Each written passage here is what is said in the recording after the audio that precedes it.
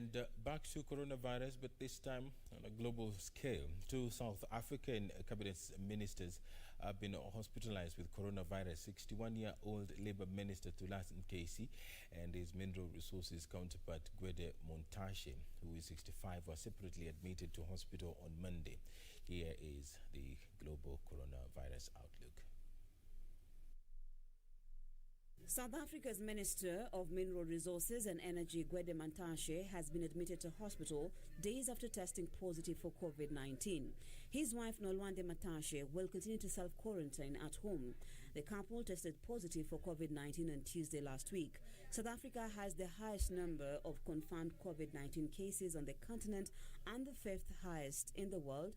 Only USA, Brazil, India and Russia have more. It has about 360,000 cases and 5,000 deaths. Tanzania's President John Magufuli has for the second time declared the country to be coronavirus-free. He told a gathering at his official residence in the capital, Dodoma, on Monday that God had had prayers by citizens. The president urged tourists to visit the country and gave an assurance that they will return to their home countries healthy. The World Health Organization has, in the meanwhile, warned of rising coronavirus cases in sub-Saharan Africa. The WHO said there was a continued escalation of COVID-19 transmission. The organization's emergency chief, Michelle Ryan, said that what was happening in South Africa may unfortunately be a precursor and a warning for what will happen in the rest of Africa.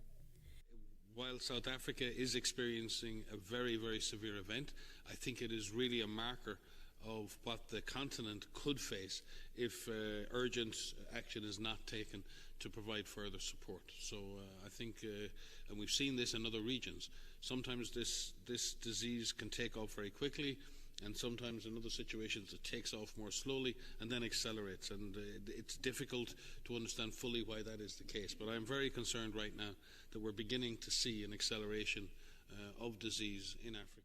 In Oman, the government is set to ban travel between all provinces from July the 25th to August to prevent the spread of the new coronavirus.